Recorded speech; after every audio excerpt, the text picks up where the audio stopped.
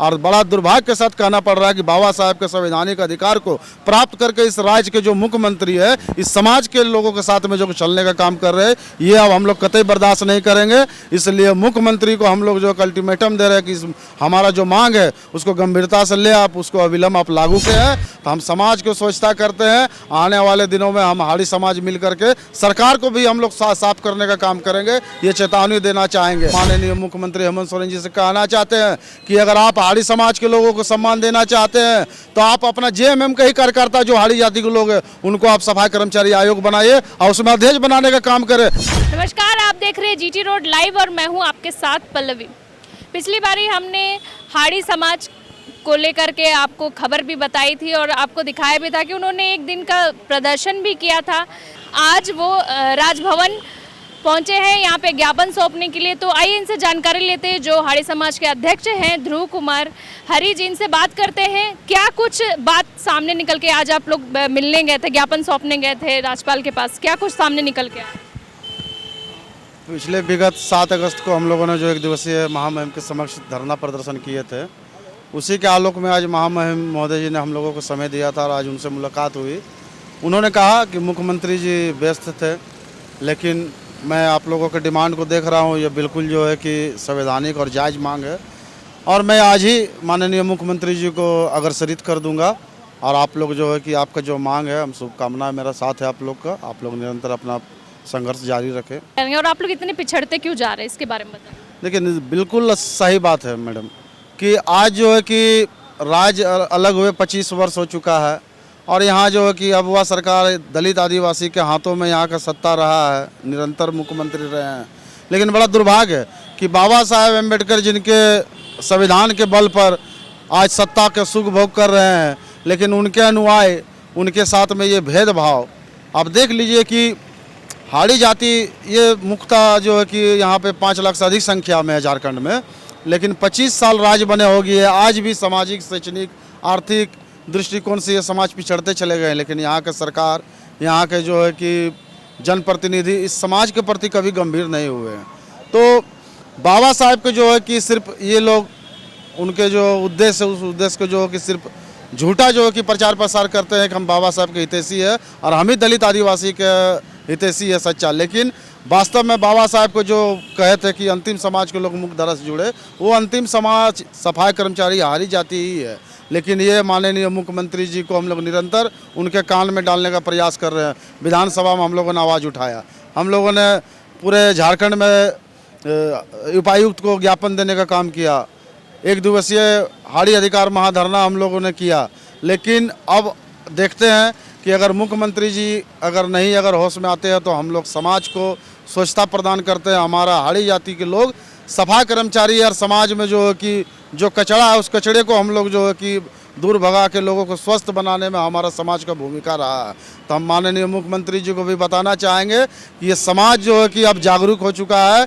ये अपने अत्यंत जो है कि इनको साथ में इतना लगातार अनवरत अन्याय अत्याचार हुआ है, ये इतना जो है कि सामाजिक, शैक्षणिक, आर्थिक, राजनीतिक हर एक दृष्टिकोण से पिछड़ चुके हैं, इतना छले जा चुके हैं कि ये अब अपने दम पर जो कि लड़ाई लड़ने का हुकार भरे हैं। और ये उदाहरण है 7 तारीख को आप देखे हैं कि यहाँ पे हम लोग हजारों की संख्या में यहाँ पे महाधरना किए थे।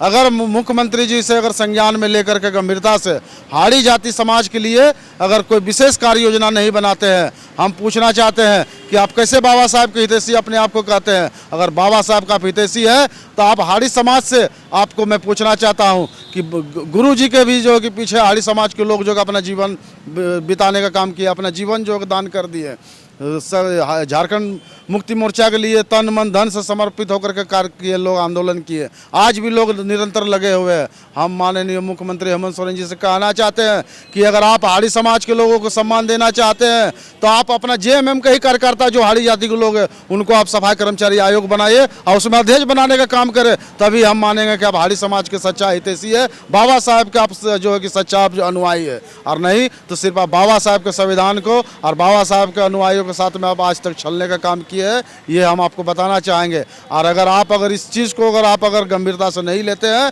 तो हम समाज को सोचता करते हैं, आने वाले दिनों में हम हाड़ी समाज मिल करके सरकार को भी हम लोग साफ करने का काम करेंगे, ये चेतावनी देना चाहेंगे। और साथ ही साथ अगर इस मुद्दे पर अगर गंभीरता से अगर अविलंब अगर इस पर कार्रवाई नहीं करती है तो माननीय मुख्यमंत्री जी को हम लोग आवास को 25,000 हाड़ी समाज के लोग हम लोग घेरने का काम करेंगे नवंबर के माह में।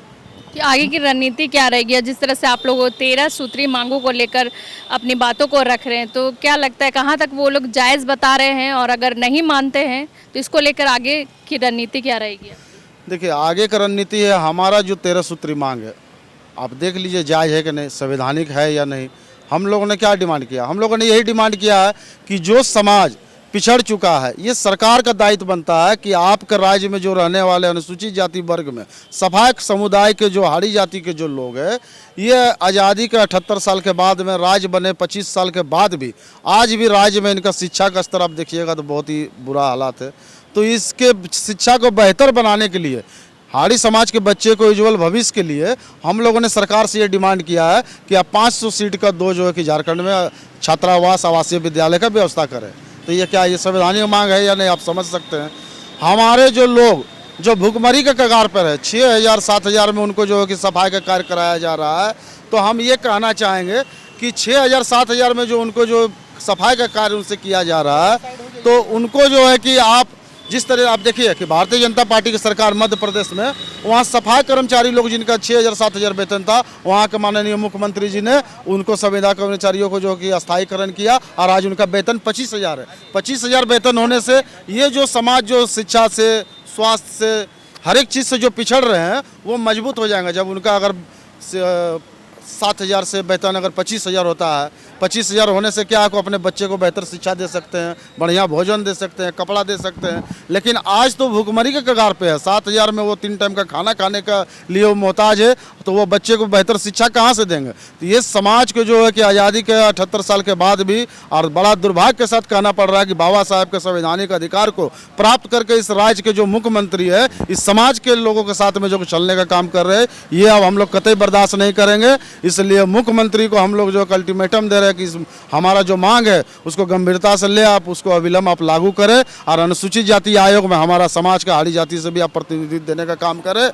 क्यों नहीं, आपका जेएमएम का ही जो हाड़ी है, जो झारखंड मुक्ति मोर्चा का ही आपका नेता है, जो बहुत लोग जीवन बिता दिए हैं, बहुत लोग आज भी युवा लोग कार्य कर रहे हैं। आप अपने पार्टी का ही व्यक्ति को आप चुनकर किसी को अनुसूचित जाति आयोग में सदस्य बना दीजिए, राज्य सफाई कर्मचारी आयोग में आप अध्यक्ष बना दीजिए। ये हमारा डिमांड है। कोई जरूरी नहीं है कि अखिल भारतीय हाड़ी संघर्ष मोर्चा आंदोलन कर रही है, हमारा नेता इसी संगठन के नेता को आप प्रतिनिधित्व दीजिए। हमारा मकसद है हाड़ी समाज का कल्याण, हाड़ी समाज का बेहतर स्थिति बनाना, हाड़ी समाज का शैक्षणिक, राजनीतिक, आर्थिक और सामाजिक दृष्टिकोण से इस समाज को विकसित और मजबूत बनाना, ये हमारा उद्देश्य है। सरकार अगर इस पर अगर गंभीर नहीं होते हैं तो आने वाले जो है कि हम लोग दिसंबर माह में हम लोग जो है कि यहाँ पे प्रदेश कार्य समिति का बैठक करेंगे।